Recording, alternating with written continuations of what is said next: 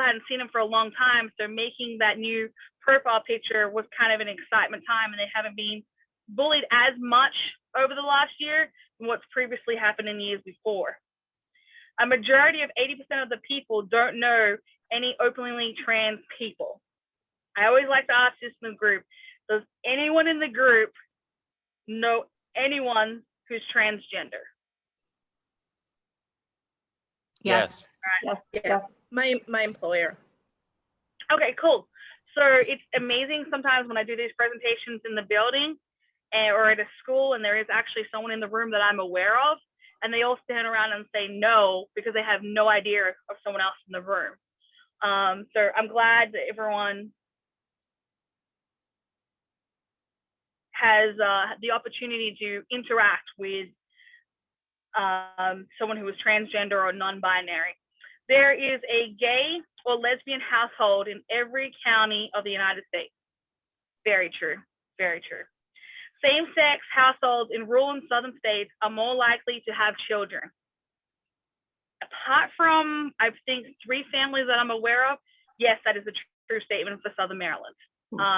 Most of us have kids, are planning to have kids, or are in the foster program to help the communities out. So that one is true.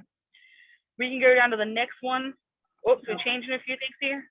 Oh, there we go. I think I figured it out. Look at that. We got technology down pat now. Woo! Okay. Why is LGBTQ plus inclusive is important? 95% of LGBT students have trouble sleeping. 75% of LGBT teens, is this the new one or is this my school one? No, this is my new one.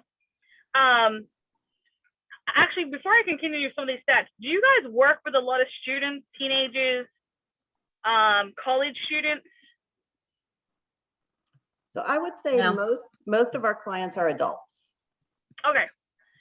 So these stats aren't 100% pertinent to you as you guys stand, but you would be surprised that the experiences that an adult has gone through in their teenage lifestyle, it affects them majorly through their transition, and it affects them as they are an adult, because they're, as someone put to me recently, they're relearning to be themselves.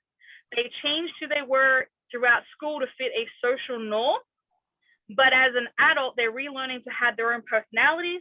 They're relearning how to actually define who they are as people. So yes, some of these stats may not seem strikingly important to you right now, but they do represent some of the things that a person has gone through in their teenage years. And they are current facts. The bullying was actually a little bit higher last couple of years, but it's come down a little bit. 67% of LGBT students have been sexually harassed in the past year. 30% of LGBT students have attempted suicide. That is 3 times the rate of a normal non-LGBT student. So if you're working with an adult currently, the suicide rate 4 years ago was 72%. So if you're thinking they've finally come to being an adult, they're finally into the next chapter of their life, they may have had a suicide attempt or a suicide thought or a suicide notion that they've got no better life. Nothing better is going to happen to them. They're going to continually get bullied. They're not going to get a job. They're going to be outed for who they are. They're going to get judged for who they are. But thank goodness, with people's support, with the acceptance level increasing, that number has steadily dropped over the years. 26% of the LGBT students say they feel safe at school. Only 5% say staff is fully supportive. So that one I can actually agree with. There was a notion a couple of years ago where Gleason went in, which is a school training board for LGBT community, and they told everyone on safe spaces and let's be safe and let's offer this safe environment. But what was going on and what the students felt was, okay, this teacher did a mandatory training. They slapped a sticker on the door claiming they're going to be safe and inviting, but really they weren't. They didn't want anything to do with the student. They didn't want to offer any resources. They did it because it was a mandate, not because they wanted to help. 18% of LGBT students have reported being raped, 3 times the rate of a non-LGBT student. So you will find, once again, working with someone in adulthood, they've probably had some severe trauma growing up through the years, which is not great, not healthy, but they have gone through some kind of trauma. Should we go to the next one? Thank you. Okay, so you guys are probably thinking, oh my God, Sarah, you're throwing a lot of terms, you're saying a lot of words, I don't kind of get it. Well, here we get to break it down, the LGBTQ+ terminology. I just wanted to get fancy with all the nice little words there. We can go to the next one. So identity doesn't always equal expression, gender doesn't always equal sexual orientation. Sex is a biology, gender is a social expression. So you're fine, a social construction. So that's the crucial part. Everyone thinks they're both linked together. If I say that I identify as a lesbian, that I've gone through, like, everything about me has to scream like butch gay lesbian, and that's my expression and everything like that. No, a lesbian could be a femme who likes makeup, hair, nails. Nothing about your expression or your gender orientation always has to line up. So, and your sexual orientation lines up. So there's a little bit of confusion when it comes to that, and we're about to break it down over the next couple of slides. So I went backwards and forwards with this for a reason. Ms. Sherry, you can go to the next slide. A few years ago, Gender Bread Person, they've done 4 series. Like, that's why you'll see the Gender Bread Person V4. This is the 4th time that this is being put together. And the reason was the first one didn't completely go down through everything. It was very gender normal. So you were definitely binary. So you identified, if your anatomy was a female, you identified as a female. Well, what they didn't take into consideration was non-binary. And we will definitely get into non-binary in a second. So I just want to let you know, there's 4 different versions of this one. So if you're ever Googling this, please make sure you find the Gingerbread Person V4. Okay, so my lovely Gingerbread Person has a little brain up there that says identity. Then they have the heart, which is your attraction. This could be a sexual attraction or a romantic attraction too. The outer side of the Ginger Person, as you can see, is going on the left-hand side, that's your expression. If someone wants pink hair, purple hair, if they want to wear overalls, they want to wear boots, however they feel comfortable in the style. Let's say I want to be a rocker one day, then I'm going to dress as a rocker, a punk rocker, and the next day I want to be a fairy princess. It doesn't define who you are. It's just an expression of your mood or an expression of how you like to dress. And of course, sex is the amicable side. So it's your assignment at birth. What goodies you have. Sherry, you can go to the next one. Okay, so gender identity.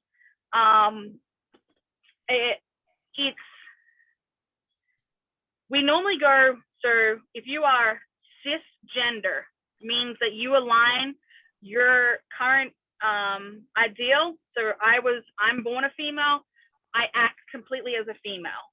If you're born a male, you are a male throughout. You identify as a male, you represent yourself as a male, you're a male. Transgender does not identify or exclusively identify. So you could have the anatomy of a female, but identify as a male. That doesn't mean necessarily all transgender people have had a sex assignment. They maybe haven't changed their body parts, but they identify as that person. So they could still be born a female at birth, still have the anatomy of their boobs, but identify as a male. So we got to be very quick to not like walk into a store, and it's really hard because I know this area is very military down here. Yes, sir, no, sir. Yes, ma'am. Hi, ma'am. Just from how someone exteriorly presents themselves, because they could be transgender, and it just doesn't seem like it aligns physically at this point in time. Agender does not identify with either gender. So agender is also like non-binary, gender fluid, gender non-conforming, which means I have the anatomy of a female, but some days I feel more masculinity, or some days I feel more femme, or some days I just feel neutral. Like I don't have a set identity. I'm just either in the middle, or one day I'm a little more or a little less, or I just say, okay, I'm very like boyish, but I'm very femme at the same time. I don't really want to classify myself either way. And that's where a lot of people get stuck. So we're so used to being, okay, binary. Your anatomy lines up, your look lines up, you are a female, you act a female. When it comes to non-binary, you could be a male who likes to shave their legs, shave their underarms, dress a little bit more femme, but still very masculine on some days. So it's better to allow the person to open up to you before you come to any consumption. So to do that, I normally say when I'm meeting someone, or I type on my emails, hi, I'm Sarah Underwood, she, her, and then that gives them the option to identify who they are. And we'll go into the pronouns a little bit later, but give them a chance to kind of explain, if you're unsure or it hasn't been noted in any paperwork, who they are first before you jump to any conclusion. So I know it gets a little confusing, and I'm open to any kind of questions if anyone's a little bit conflicted or confused. But just remember, the internal sense of being a male or female, somewhere in between or outside of the non-binary, is not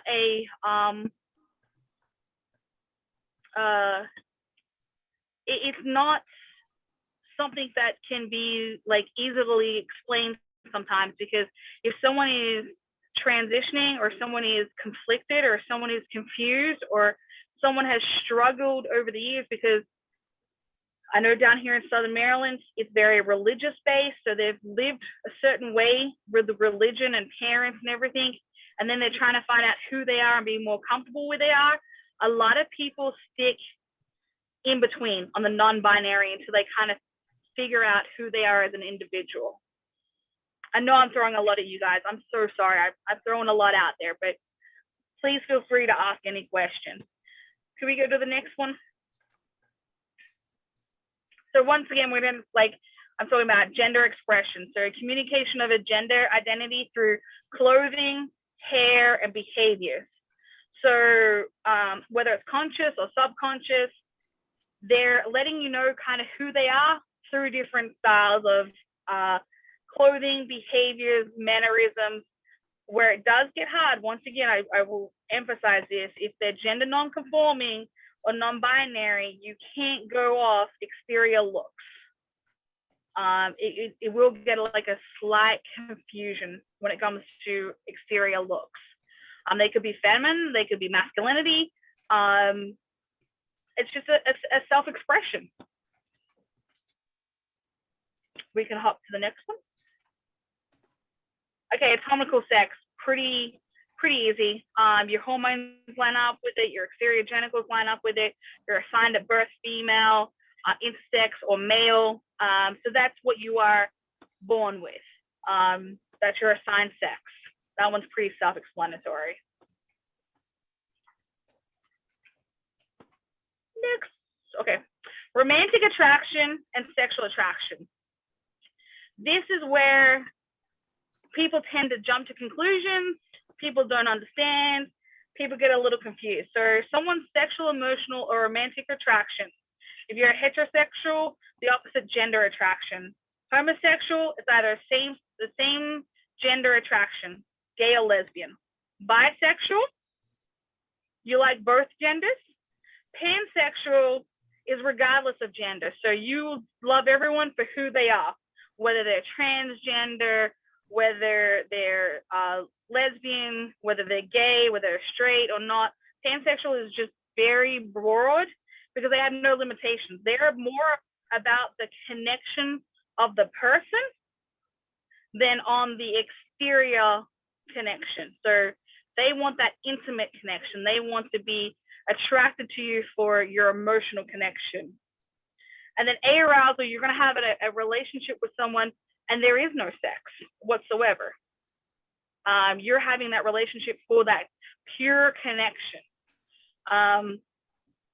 So they're just a couple of the breakdowns. Now, when I tell you they're just a couple of them, because if you think about it, yes, we have the rainbow flag, we have the transgender flag, we have the bisexual flag. There are 27 breakdowns of flags for the LGBTQIA community. So I'm only literally giving you a snippet of some of the leading LGBT topics, or covering the basics. There are more out there. So please don't think just because I gave you 5 that that's all there is. There are other categories out there, but I'm just starting off on the basics and the most common versus trying to overwhelm you and think that I'm going to completely stress you out and then let's go for a 50-page essay or a multi-choice, answer sheet afterwards. I just want to make sure I'm highlighting some things.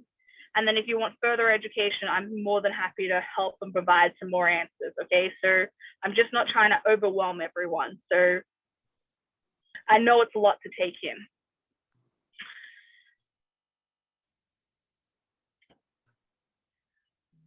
So, just going over the basics one more time: gender identity, gender expression.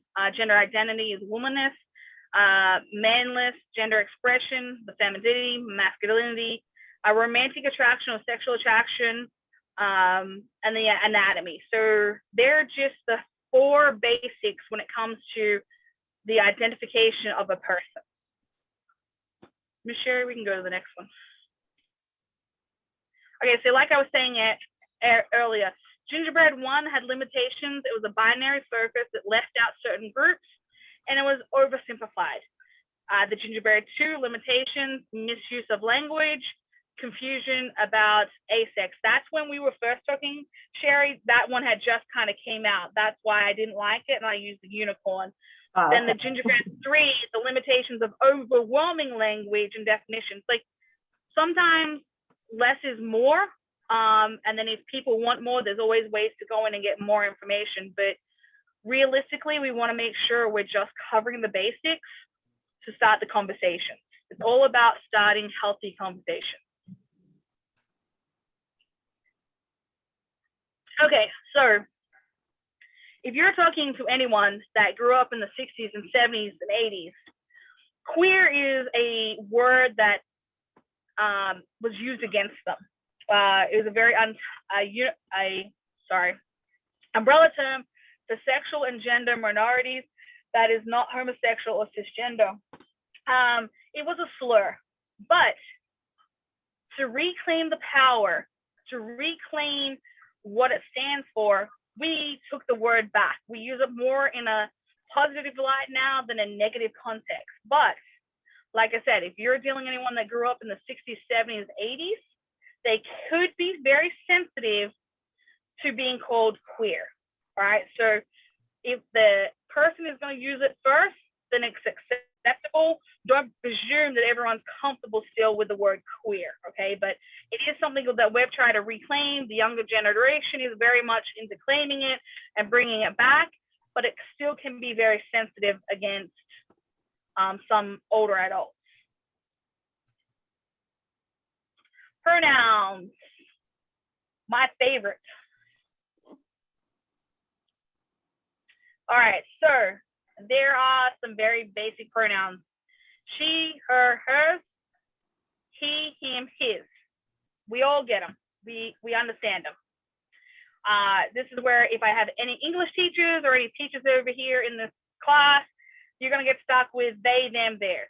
They, everyone's like, that's not a singular plural. Da, da, da, da. Yes, it is. It is. When it comes to pronouns and it comes to the updation of the dictionary, yes, it is singular. The, he, his is not used as much. I will be 100% honest.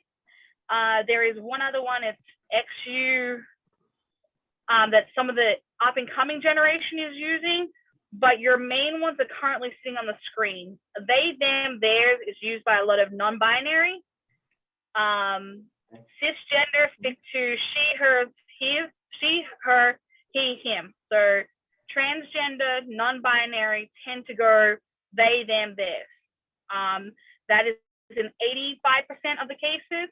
And then you're looking at the last one in about 15% of the cases. So always ask or always give the room for someone to announce their pronouns. So if you're ever giving a presentation or you're ever introducing yourself, always say your name first, your pronouns, and then it shows the person that you're open to different conversations and you're opening to truly meeting the person you're talking to. But it's the same, I'm gonna caution you, it's the same as putting that safe sticker on your car and saying, I support this. Make sure when you do it, you're doing it with an open, kind heart and not just because it's a mandatory. Because people can know when it's just a mandatory. All right, non-binary pronouns are new to English, but are available in all other languages. What pronouns do you see? You may choose to avoid preferred pronouns.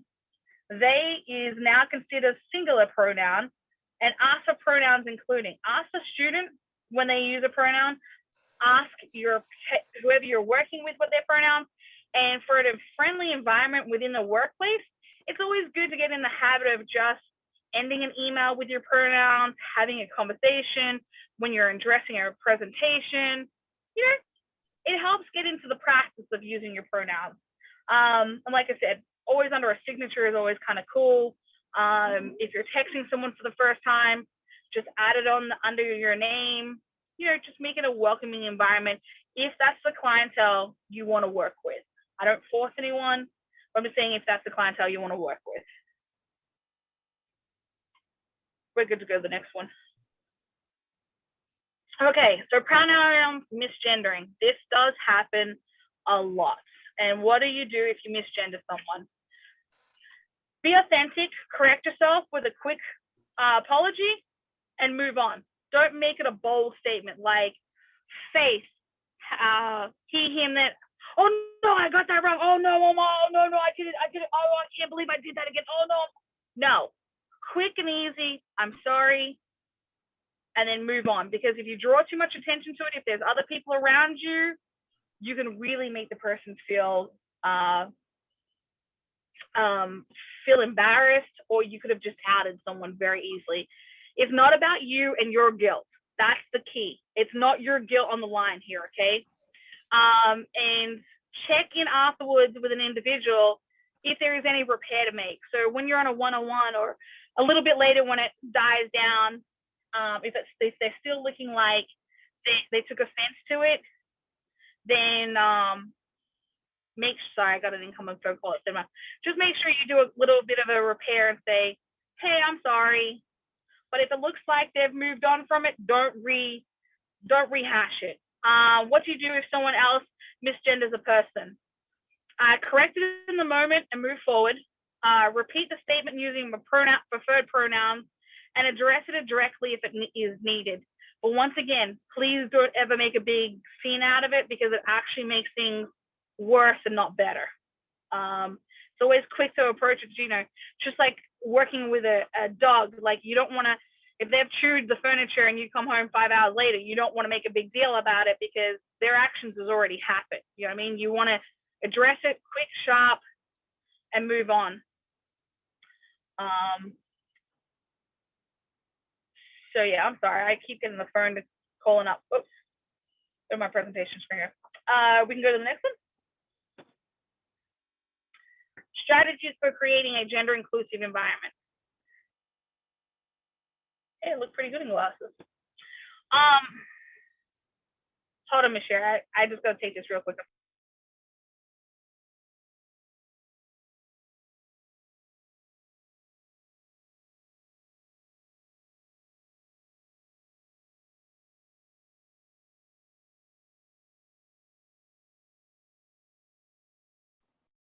So while I assume she's getting news about her dog. Does anybody have any questions or any thoughts about what you've heard so far? I know it's a lot, especially if this is something that you're not familiar with. Yeah, let me just offer one perspective. And when we're working with our clients, the more we use their name rather than a pronoun or a you or a he or she, the better the communication, the greater the connectivity when you're doing a reflection. That's your, almost like a mantra for me.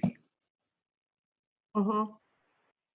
Yeah, so if you're not sure, or even when you are sure what their pronouns are, it's always safe to use somebody's name. But also as an LGBTQ person, and I feel safe saying Hold on a second, Emma. Somebody's talking in the background. oh, I'm sorry. I can tell them as well as you can. If you're not talking, could you please mute? No, I think that was me. I'm so sorry. Oh, okay. So I feel comfortable saying I'm a non-binary person, and so my pronouns are they them, and I can say that if you do know somebody's pronouns, it's very comforting to hear your pronouns said and respected. That's something that builds a lot of trust, and when I hear somebody say use my pronouns, it makes me feel really good. So that might be something, if you know that somebody, if you know your client's pronouns, that might be something that means a lot to them. So. Thank you, So Emma. sorry about No problem. We were just talking about pronouns and names while you were on your call. So please go ahead. Sorry, it was the vet for Faithy. I do apologize, everyone. So strategies for inclusion. Listening to an LGBT plus people without interruption and to let them guide the conversation. Do not victim blame or gaslight, especially if it's a precedent event. Acknowledge they trust in you and tell them they're accepted. Ask if it's I lost connection. You lost connection. Yeah. You gotta try to Could everybody please mute if you're not speaking? We're hearing somebody in the background. Thank you. Be open at all times, regardless of your understanding. So that's the crucial one. Not everyone is fully understanding or fully open to the community, and that's okay. We're not asking for everyone to be 100% open, or this is like every issue they want to tackle. But if someone has built trust with you and has had the confidence to have an open conversation with you, give them a moment to talk to you. It's weird. Like, I've had a couple of teachers say, man, I'm not that teacher. And the students just open up and they start telling me everything. And I said, because you have a trusted relationship. So if you have a trusted relationship with someone, they may just randomly have a conversation with you that doesn't always sit well with you, but give them the time, because it's really important that they get that off their chest and they open up to someone. Because every time they have an open conversation with someone, their acceptance within themselves increases. Their acceptance to have a hard conversation with the next person becomes easier. It's a process. And that's one thing that I could ask anyone, if they could do that. If someone willingly has a conversation with you, please allow them to finish and allow yourself to be open to the conversation. You don't have to always give feedback. You don't have to always give pointers, but allow them to feel comfort in having that conversation with you, because then it makes them have that conversation with a family member or a close friend a little bit easier. Use the person's name and pronouns where appropriate. So include a name and pronouns on documents listed. Prepare other staff with any needed information beforehand. Now, I always have a take back on that one. Make sure, if it is your patient, you have their permission to release their pronouns and their name. It's very, very crucial because within these communities, it's a small community and they may be talking to you, but they may know someone else in the industry and there doesn't want to be any crossover. Make sure their willingness to have their pronouns and their name out there. Ask for permission. Use names and terms without judgment. Do not ask about medical or relationship history, including surgeries, medication, hormones, or past, current, and future relationships with either gender. So that's kind of a big one. A lot of people within the community, the first thing they'll say when seeing a doctor or talking to someone, and they'll say, oh, I'm transgender. They'll be like, they always find the next question is, well, have you had the surgery? Have you had your boobs removed? Do you still have a penis? Do you still have this? Like, they're just inappropriate conversations. Like, would you ask someone off the street the same identical questions? Like, you're not showing the person respect. So err on your curiosity questions. And I always say it's always curiosity because people are eager to know what the process is, but they don't realize that asking someone that process can be invasive. It's like saying to someone, hey, you just got married. When are you having kids? Well, hey, you and your husband have been together for like 5-6 years. Are you having any kids? Like, do you know if they're having kids? Like, are they having fertility issues? Like, are they having, their own personal issues? So it just feels like you're adding more pressure onto someone's plate, and it's not tolerated and it's not acceptable. And do not focus. If they're in transition status, don't focus on it. Don't inflate their gender or their self-worth. So make sure if they are coming to you with different topics, that I always find it safe to say to someone, do you want to discuss this, or are you just venting? Is this open for discussion, or is this just you? Am I being your current sounding board and you don't want anything? You don't want me to respond to anything? And I always find sometimes that works in the peer-to-peers because someone just really wants to get what's on their heart or in their head, their heavy chest. They just want to blurt it all out with no judgment. Just, one of my favorite point is we could head to the next one when ready. Gender inclusive people, the do's. Call out any anti-LGBT remarks, regardless of the intent.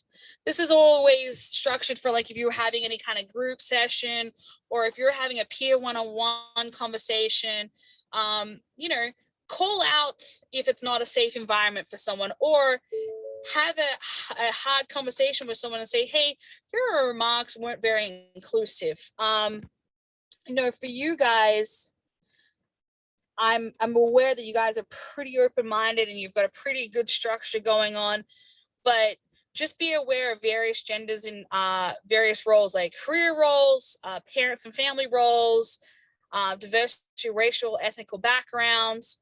Be ready and comfortable to have conversations. Define terms and misinformation. Use language correctly, like transgender, not transgendered. Pronouns present on door, name, tags, and emails.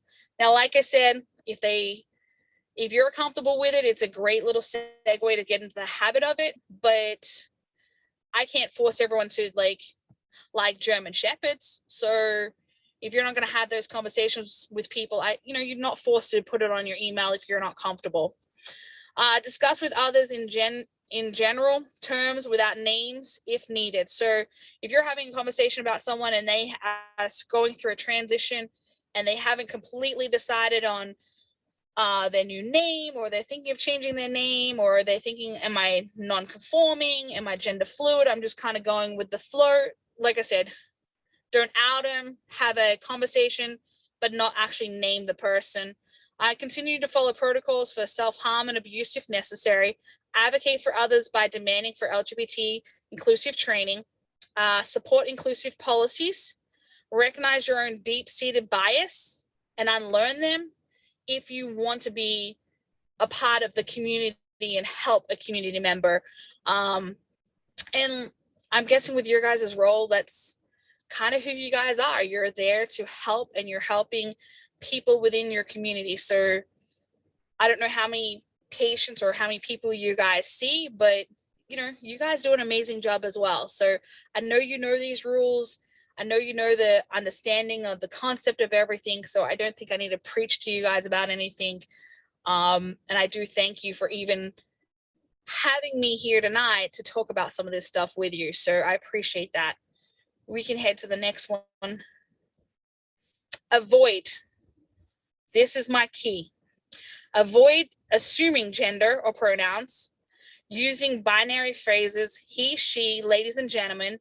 You know, if you're referring to something as in a person and you just think, oh, you know, she's such a wonderful person, and you're presuming because the exterior looks female, it could be a male, and that's going to really hurt their feelings. And then your conversation is really going to be an awkward conversation. Treating LGBT plus as bad words or tiptoe around issues or closeted ideas, making LGBT plus people the experts. Battling fatigue is tiresome. Objections others to tell. Oh my God, Sarah, if I stop stumbling over my words, I'd be gone. Asking other people about LGBT person, even if it was well-intended, like I said, outing people to anyone without permission, this is a safety issue. So within the different communities, we have a lot of base people, we have a lot of people that work on the Nuclear Planet. It's a small town. Yeah, it's kind of large, but it is kind of small at the same token. So be careful when you're having different conversations with different groups. We can go to the next one. Barriers, but it's okay. Expected barriers. Personal opinions and beliefs, the lack of knowledge on LGBT plus issues, an unsupportive community, job security. Now that is crucial. I found that a lot recently where people are scared about their jobs, and allies. So people that who, of course, you support. So when we refer to allies, we're supporting, that's the community supporters. So we're just gonna break the stigma. We're gonna help support, but we're also gonna be like knowing our boundaries. So like I said, not everyone wants to do everything for an LGBT community. Some people see that there's no difference. Some people say that there's too much attention put on it. Some people say it's causes its own natural rifts. Honestly, it's up to you as an individual how you act and behave and what you want to do as a person, because I can't change some of my religious beliefs. I can accept them and try and work out how as an individual I can move forward because it is my religious beliefs, but I can't put my opinions onto someone else. And that's basically what it goes back to. And like I said, if anyone has any issues with the terminology or you want to reach out for more clarification, please ask any questions or send an email if you don't want to ask in an open forum. Happy to provide any information. Responding to concerns, empathy, move away from myths and towards supporting of all people. Listen carefully to concerns. Find points of an argument and share views. Communicate is essential to building trust. Remember when you are talking about family, respect, acknowledgement, diverse beliefs, not sex. And that's where people tend to focus. It's all about the sex, like, oh, who they're romantically attached to, da-da-da-da. No, move past that. Strive to increase understanding for diverse groups. And that's, so I would tell you, I met with the NAACP and building a relationship with them. And one of them said to me, why is this so crucial to you, Sarah? Like, why is, coming to the chapter, why is making PFLAG's presence so crucial? And I simply said, we had 27 transgender African Americans killed for their sexual orientation. They weren't bad people. They weren't into crime. They weren't hurting anyone else. They were living their lifestyle and were murdered because of who they were. That's why it's important. And also within the community, with African Americans, with the Indian culture down here, the family acceptance is very low. They're shunned. Once they come out, the family doesn't want anything to do with them. They think there's something wrong with them. They blame each other. So you've got to really know your audience when you're talking to different members of the LGBT, because it's hard. We've all had difficult coming out stories. And parents have been fantastic and very supportive, or they've had a headbutt with their parents, but their aunts and uncles are very supportive, or cousins. And some are literally like kicked out. You're like 18, I don't have to support you anymore, get out because I don't like your lifestyle. So just know what kind of get to know how their upbringing was, and you'll also see some of the systemic, deep-rooted issues that they're going through. And a lot of it is that the people in their life didn't trust or didn't respect them, or just weren't there for them. So them later in life, they have a hard time trusting, if they open up to you, that you're going to be there to support them through their issues or their concerns. And then the resources, so you guys will have that. We're sharing the slide with you guys. That's all there for you. There's a bunch of other resources as well that I can get out to you. There's some really good books if you're interested. Feel free to reach out. And thank you. That is also my coworker, Paul. He's a school teacher. He does some of the presentations as well. Hit up Paul. He's also his school email. You can hit up PFLAG Leonardtown Gmail. We have a web page. Feel free to email. I'm happy to share out my email as well. So reach out with any questions, any concerns, and I'm here to help you guys.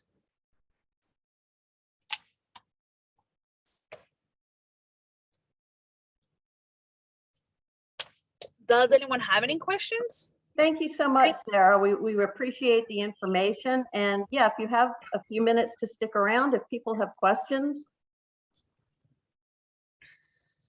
Mia, did you have your hand up? No, I did the applause. Ah. So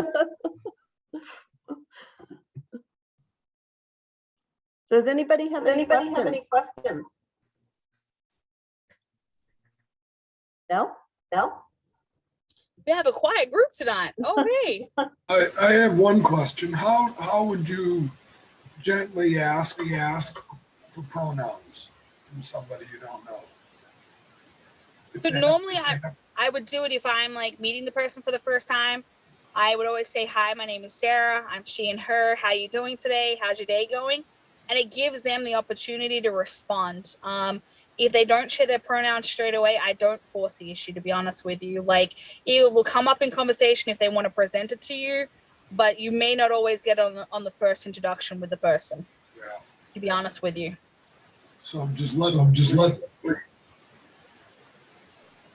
Sorry, I didn't catch. Say let them. Yeah, let them open up to you. Like, when you're creating the safe space, they'll eventually open up to you. Sometimes they'll do it after knowing that, hey, he shared his pronouns with me. This is comfortable. I can share mine. But like I said, because some of the issues have been with trust in the past, they may not do it the first time in an introduction. And don't be offended by that. Keep trying. Like, don't be offended by it. Thank you. So I have a quick question about Mr. and Mrs. Mr. and Mrs.? Hmm. So are you saying in the like if you wanted to ask someone if they're a Mr. or Mrs., or are you saying in the regards of in what context? Right. So like when you meet someone, someone meets you and they are you're a Mrs. or a Mr. Jones. And it could be that they don't identify. So how do you when you don't know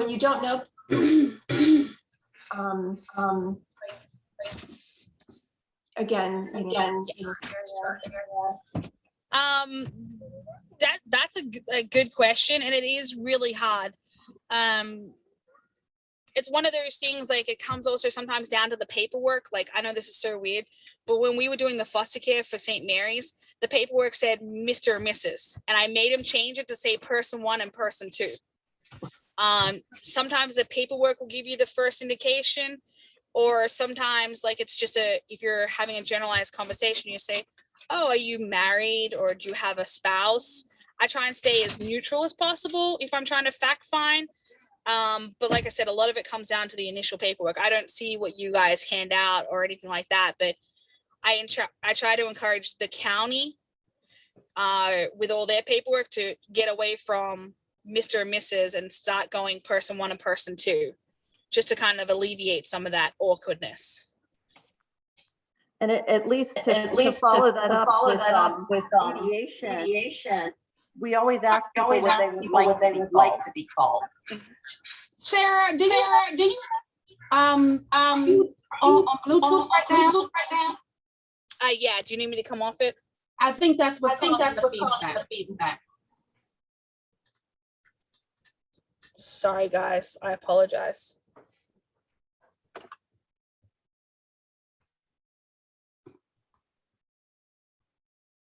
Can you hear better now? Testing. I Can think we're good. Yeah. Oh, sorry guys, you should have told me earlier if there was getting feedback. I apologize. It just started.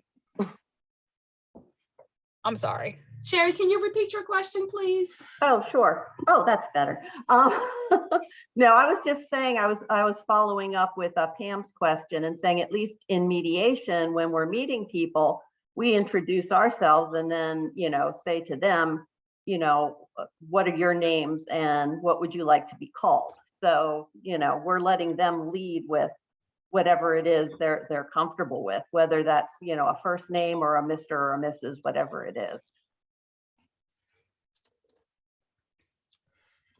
That's a great way to do it. Like allowing them to the space. It's perfect. Any other questions?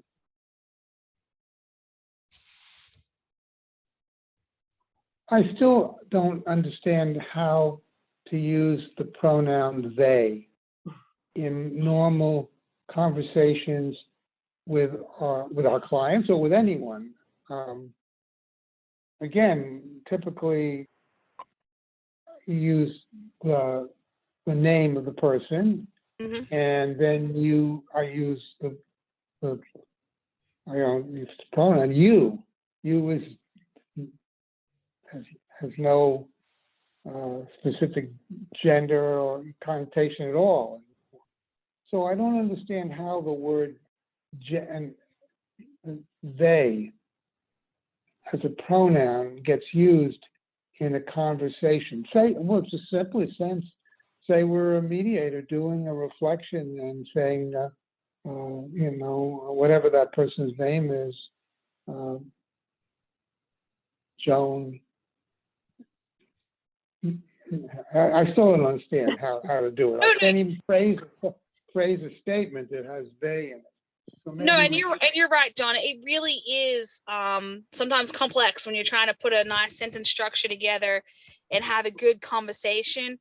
It really can be a struggle on some sentence structure. So, like the easiest way, like you first put it out, like the name is the go-to. Like always refer back to the name. And you does work as well, but I always recommend to people to default back to name. So if Bob is they and you can't put they in the sentence, we'll go back and be, okay, Bob, let's recap this, or let's have this conversation. Bob, thank you for coming out with that statement. I understand it's very hard to get used to, and it's still something that I'm not always great with on some sentence structure. So default is the name. And I think they is, I mean, if you're using she or he or they, it's usually when you're talking about somebody else is when it comes up. So for example, I have a friend who goes by they, them. And when people are talking about them, they often say she. And then I have to correct it and say them, because outwardly they present as very feminine. But their pronouns are they, them. So it's usually in the context of talking about somebody else. Yeah, I was going to say that too, Sherry. And I was going to say that in mediation, since we don't carry the message, we're always talking directly to the person. So that really doesn't come up where you're using pronouns. I think something that I usually, speaking as a non-binary person, is uh, when somebody else is talking about me. So something that I've heard in the mediations have been,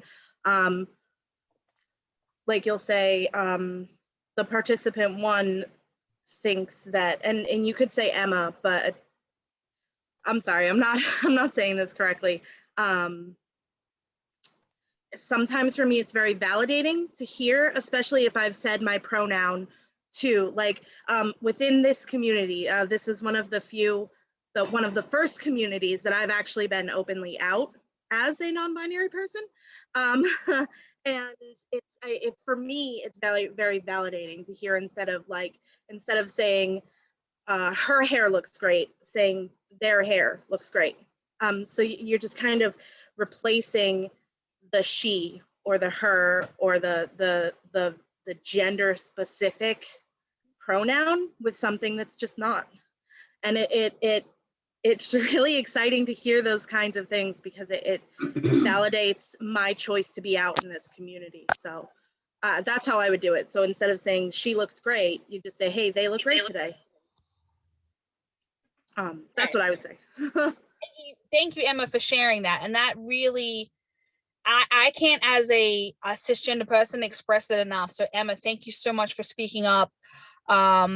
It really validates me when someone is comfortable and confident to speak up. So thank you so much.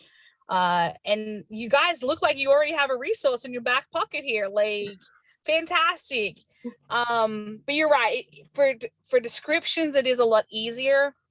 But also the importance of they, them, and non-binary and transgender is acknowledging their name, and it's definitely the name that they prefer to go by. Please stay away from the dead name because it will get you nowhere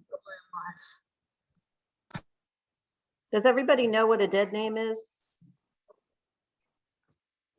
I'm seeing some head shaking. Sarah, could you explain dead names a little bit? Sure, I'm so sorry. So a dead name is born by the name of Elizabeth, chosen by parents, gone through wanting to identify as transgender or non-binary and selected their name. So they've opted to change their name themselves. They've either done the paperwork or not done the paperwork. So they'll now be called Phoenix is what their selected name is. Do not refer to what they deem their dead name, which is Elizabeth. So sometimes it still could be on medical paperwork or it could still be on a driver's license because they haven't gone through the protocols of changing their name. It is classed as their dead name. So if someone refers to their dead name, is the name assigned at birth. And they'll put on the paperwork they prefer to be called Phoenix or their new name. It is very, very sensitive. So if you opt to use the dead name, you will lose any kind of rapport or respect from the person. Also, like, don't ask if they have a dead name. Don't be like, hey, what's your real name? That's not okay. But also, don't say your preferred name. So when you say preferred name or preferred pronoun, what it says to me is that my gender expression is an option and that it's not necessarily I am non-binary. That's just who I am. So if I prefer to be called they, it's not my preference. It's just who I am. And if somebody said my preferred name or my preferred pronoun, I probably wouldn't be as open and with them. And I've heard, I feel that kind of through the community is it's just our pronoun or it's just our name. Right. And thank you for clarifying that. But I just want to make sure when I'm saying that in this context of training, it's for people to understand that we got to be careful with pronouns and we've got to be careful with the names that we use. So if the paperwork states that I go by this name, please try and follow that. They've gone to the effort of putting it on the paper. Please follow that instruction. Yeah, and that's something that might come up back when we're doing perhaps day of trial cases. The names we see on the paperwork in court may not be the names that people are using. So I think it's really important in that context as well to make sure you ask about names.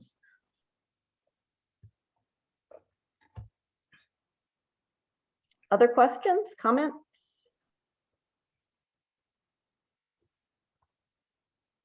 So like for legal stuff, everything would be their dead name until it's officially changed, right? So like when we would fill the paperwork out.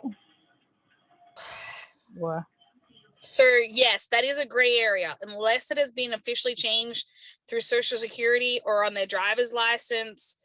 Unfortunately, it is, but it's one of those sensitive cases where, yeah, you're putting it on the paper because it's the mandated how they're on the Social Security or on their driver's license. But in conversation, please make sure you follow their instructions. Holly, that's a good point, because you are doing so much of the intake, and so many of our cases are referred by the circuit court, for example, or the day of trial district court. You'll get a name in the case that may not be the name that they want to be called by, and we're going to be sure that the intake process gives us as much as possible the name that people want to be called about. But on the other hand, when we draft a report to the court, we're required really to use the formal names that are on the proceedings. So we have to deal with this dichotomy, and just as it seems to me, as long as we're clearly aware of it, we can work through it. Yeah. Yeah, so definitely what John just said. So I think what we've been doing in the office is already similar to that. It's the stuff that we send to our mediators absolutely should be the name that's requested and not the name that comes on the order itself, because those names are in a database, and I know that those are the appropriate names for the cases, but what our mediators get should be what they're requesting to be referred as.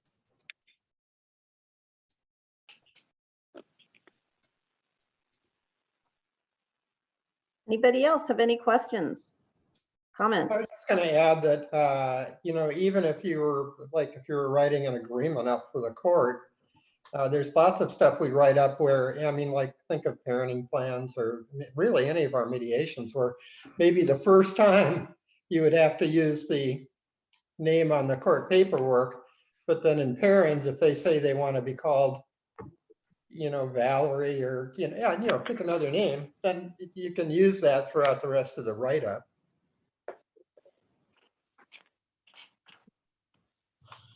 Thanks. I just had a comment, if it's all right. I just wanted to add that things have evolved and changed over time. And so I think if we just lead with being that we're all humans and we're all doing the best that we can and are making a genuine effort, that it's going to be recognized by the people that we're dealing with. And it just reminds me, I don't know if anybody, George R.R. Martin, right? He wrote Game of Thrones. Someone asked him how he wrote women characters so well. And he said, because I write them like they're human beings. So he pulled that piece out of it. And that's just what I keep hearing. And like, I've had some interactions professionally with folks. And if you get so wrapped up in your head about this is so complex, you'll get in your own head. If you just, yes, you have to keep all those things in mind, but don't let yourself get so overwhelmed by it that you freeze. I don't know if I'm making sense, but like, John, you were talking about the pronouns, and I remember thinking, I'm going to screw this up. I'm really going to screw this up. And then I was so focused on that, it was taking me away from being genuinely present with the person. So, and I think another key point is that part where you don't make your apology if you misgender someone about yourself, like falling all over yourself. I've made all the mistakes. I've have made them all. And, you know, No, Diva, no. you just gotta, you sincerely and apologetically move forward. Like when, and like I said, things have evolved over time. And at one point I remember it was a big step to say, what are your preferred pronouns?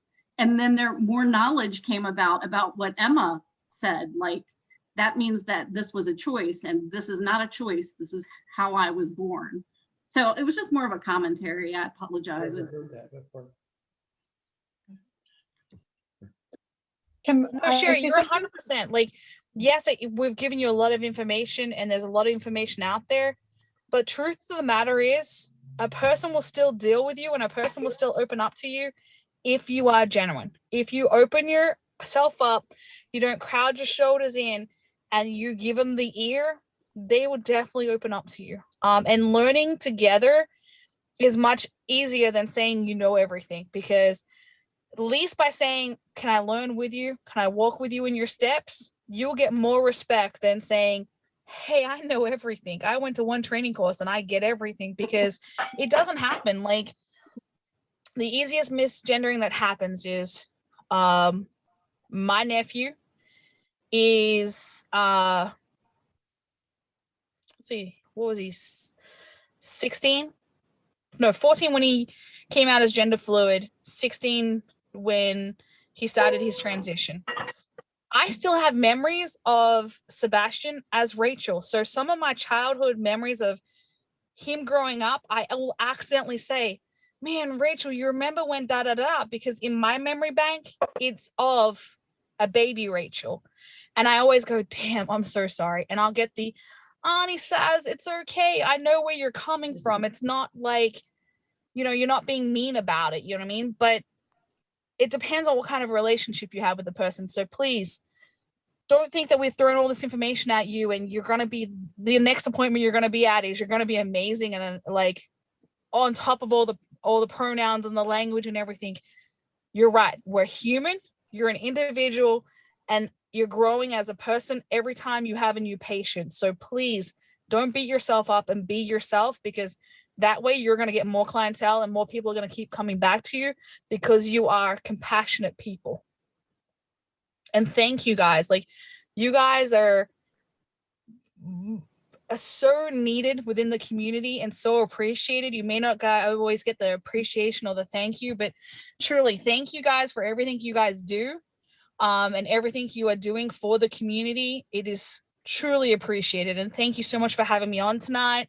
And like I said, if you haven't felt comfortable asking a question tonight, there's no peer pressure. Shoot an email, send a text, ask a question later on. That's what we're here for. Thank you so much for the opportunity to spend some time with you guys.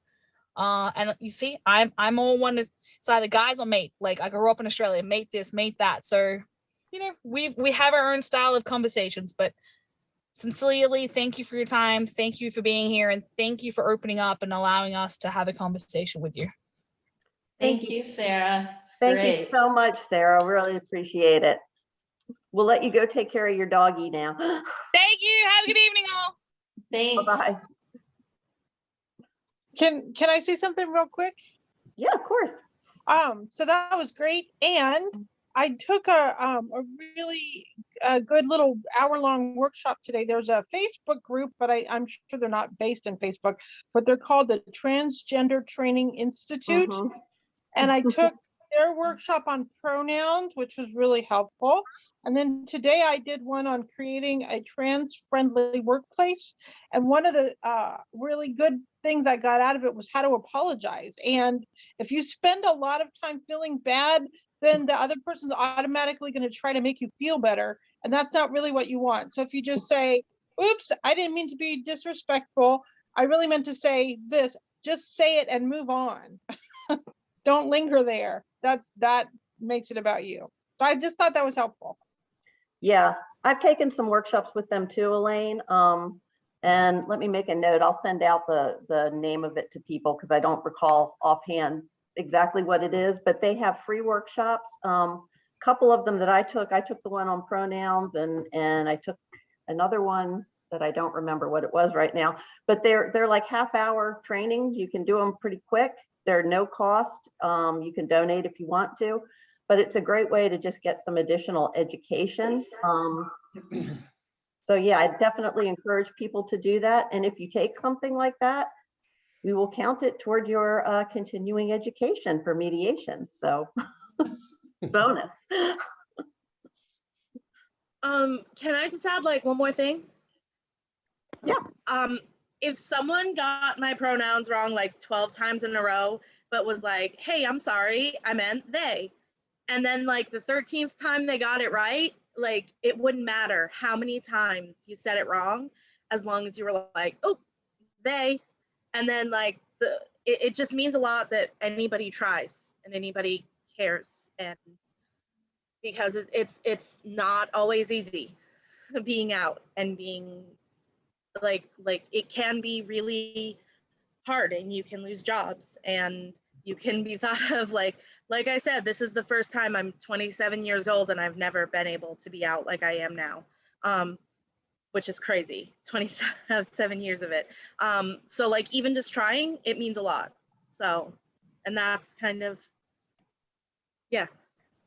Right. Thank you so much, Emma. That really means a lot to us too, that you feel comfortable.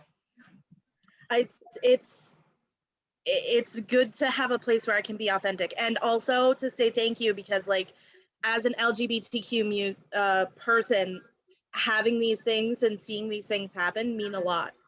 So even seeing the community being open to learning about this is a big deal for people who are. It shows that you guys are allies and that I can be authentic, and I can refer my other trans friends and LGBTQ friends here, because they'll be treated the same. It's a big deal. So yeah. Thank you. So we've got a little bit of time left, and I just sort of wanted to bring the training we just had in the conversation around to maybe, can anybody think of maybe concrete things, how this might show up in the office in mediation, and things that as mediators specifically, maybe we should be aware of, change, whatever it is. I can think of a few offhand, but I wanted to throw it open to everybody. As you're thinking about that, I want to say that taking this training for us as mediators really should help us with checking our biases and helping us to get out of our heads when we are confused about, you know, if I'm going to make a mistake, or what do they want to be referred to as, you know, especially like John pointed out, we use names anyway. And so it's going to be a rare occasion where you need to use a pronoun within a mediation. So it's not something that you need to overthink and be overly worried about. But if you're focusing on the tools as they are, you're not really even going to use it that often. But however, beyond the pronouns, like I was saying, it really helps you to stay present in the moment and to remain with being neutral when you have a wider understanding of the people in the world that we are servicing. Absolutely. And I think one of the other things is just working with Marissa on a recent mediation. One of the key questions in the very beginning of our sessions is asking them how would they like to be addressed? A very key question.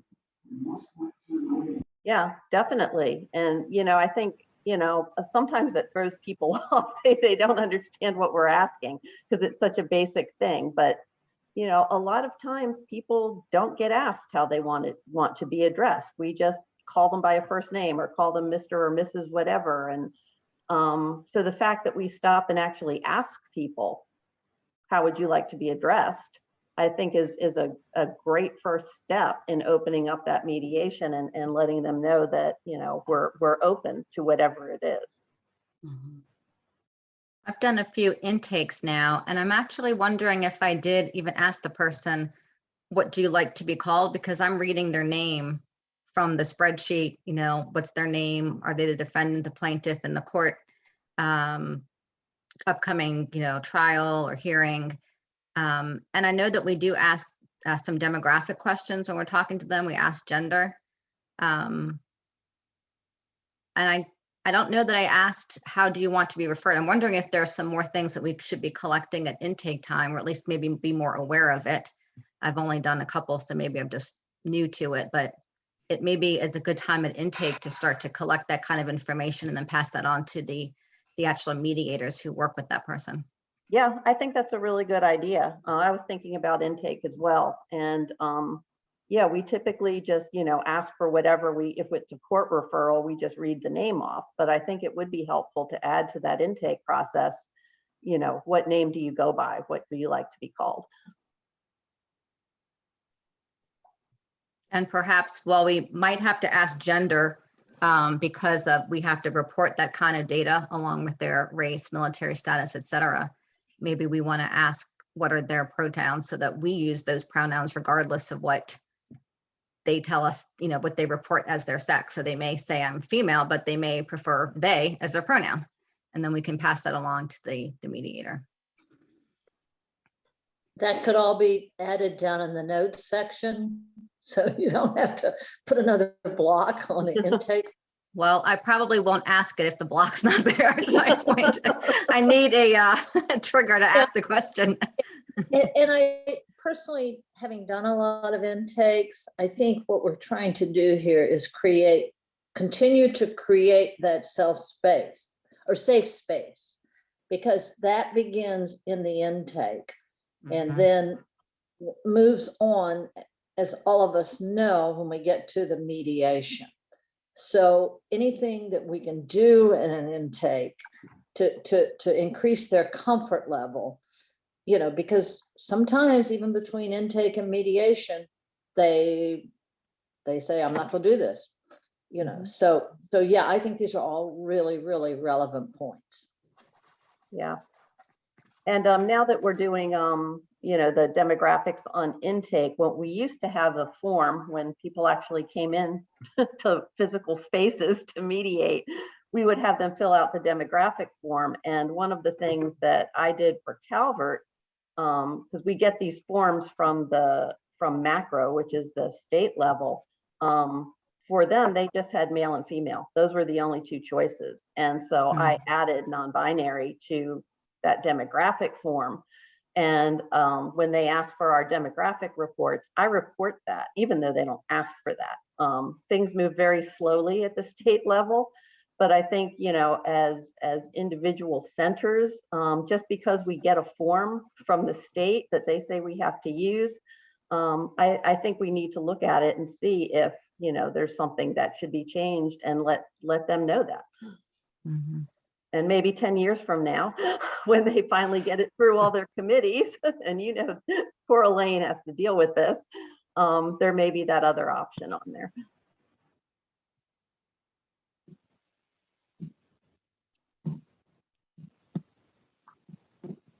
Any other thoughts about dealing with these issues in mediation? What do people think about? Because I know, again, it being military or just people trying to be polite, I often hear people saying ma'am or sir to people in mediations.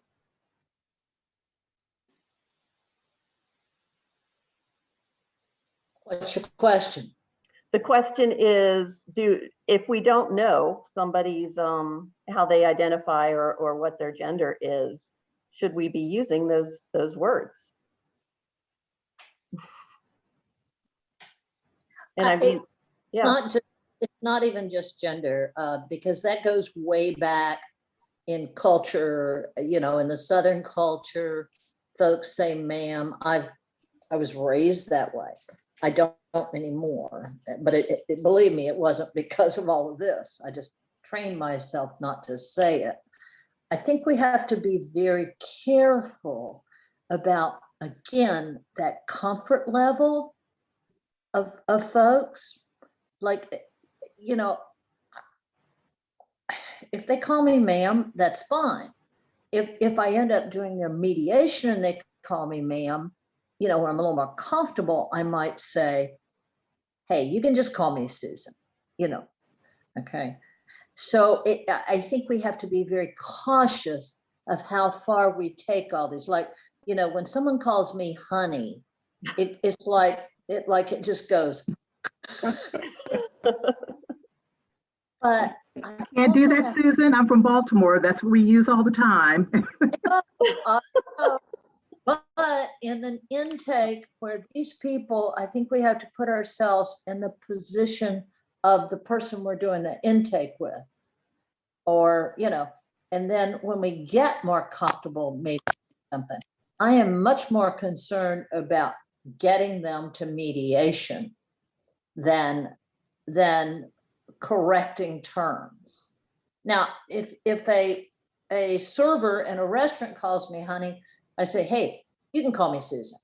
That's different. But this intake thing is so fragile, in many ways, for getting people to mediation. So that's the only reason those are just my thoughts on it.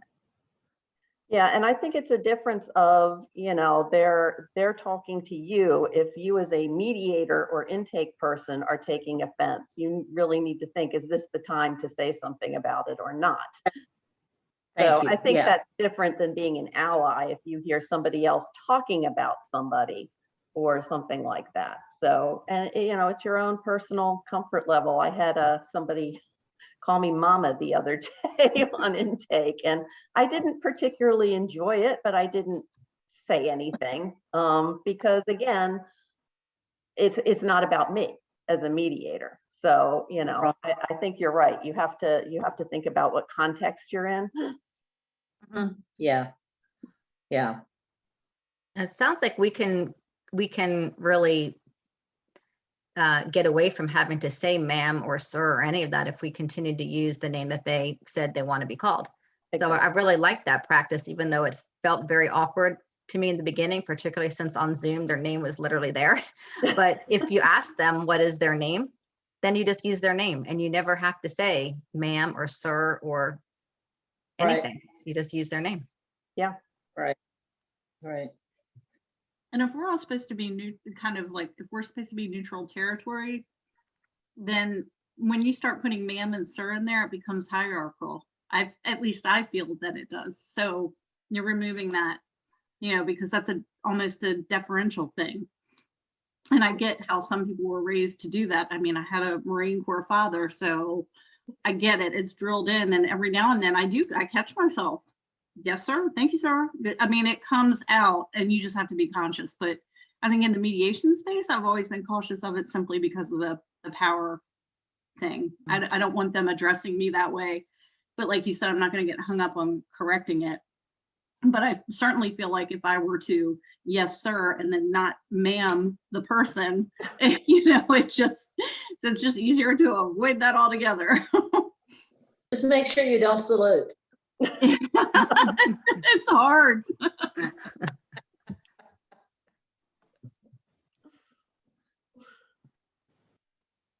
So any other thoughts, questions, pushback?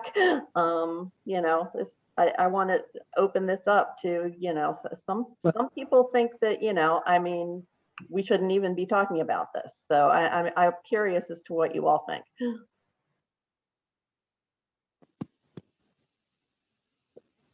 Well, I'll just say that my younger child is when I told them about this, the first thing they said was, "That's amazing that you guys are having this conversation." So I know, like Emma said, it's greatly appreciated that we try.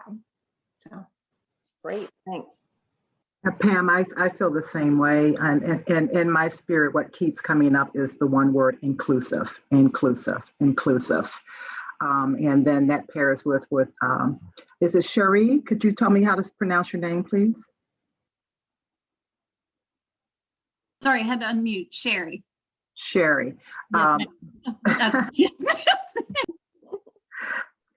It came up and that's paired with human, right? I mean, how do we want to show up? We want to be seen as humans. And of course, that word is particularly significant for me in terms of a person of color and how people of color are seen in everything that's going on in today's society. So that word human, I mean, that was a trigger word, a great word. So human and inclusive. And I love these sessions. It's a chance to be aware of where I might stand and in terms of how I help and how I hurt, and I get more information to choose, do I want to do something different? Mhm. Thanks, Willetta.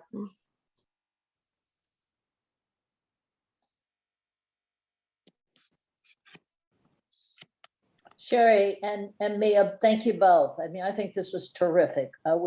We've done it once before, and I actually got a little more out of it this time. It's like, you got to just keep knocking this whole head of mine. So thank you both. It was a great session in my mind. Thanks. Thanks, Susan. Yeah, I mean, I do like to do something like this, possibly every year, because again, things, as Sherry was saying, things change, terminology changes. At one point saying, yeah, what are your preferred pronouns was considered polite. And now if you use that word preferred, it's considered offensive. So, just because you've taken this, an hour and a half and talked about it tonight doesn't mean you never need to hear it about it again. So I appreciate, especially those of you who have come back after having done this previously and came back again to get more information. I appreciate that. So Mia, do you have anything that we need to go over, or does anybody, we have a little bit of time and I don't mind ending early, but does anybody have any cases that they would like to throw open to the group for feedback, or any announcements, anything else? I don't have any additional announcements, outside of that 5K this weekend. But I like you and Susan, I do appreciate that everyone here today is willing to have this conversation and understanding that it is a learning process. It is something that the word isn't come to terms, but you have a deeper understanding the more you engage with it and more that you reach out. And I'll share that I looked up, there was an article about when to use ma'am or Mr. or what do you use when that's not appropriate. And I read this article and I was on my phone, so it's hard to gauge how many pages, but it had to be at least 5 pages just for, I got to the end and it's like, it's really going to vary. You have to ask. So sometimes there's a lot of confusing information out there, even when you're seeking and you're trying to get that knowledge, and just really being comfortable with the understanding that this is something that's new, as in being truly explored so that it could be an accepted thing. People being gay or transgender is not new to humanity at all, but it's new for us in this day and age to really be fully aware that it's a spectrum and that's a constant learning thing. And the fact that you guys showed up for this conversation to be further educated on it definitely means a lot. I meant what I said before about it helps transform your practice, that where you can be more neutral. So when someone's in front of you where there is a question mark, that it doesn't become the only thing that you can see. Absolutely. So I just had one quick announcement before we leave, and that is I want to congratulate Marisa. She has completed her entire apprenticeship process, done her 2 observations and 2 co-mediations. So she is now a full mediator. Congratulations. Yay, way to go. Thank you very much. And thank you for all those folks who let me observe and then let me participate and learn something. So appreciate it. It's a team effort for sure. And the only other announcement is I sent out something about an upcoming parenting plan training that we're having in June. The dates are set now, so you should have an email if you want to be included in that. I know I sent out one a while ago to see just level of interest, but now that you have the dates, if you know you definitely would like to attend, please shoot me an email and just let me know so I can give the presenters an idea about how many folks we're going to have on the training. That's all I've got. So let's end early. Thanks. Thank you. It was really great. Take care, everybody. Bye-bye. TSB. Bye. Bye, guys. All right.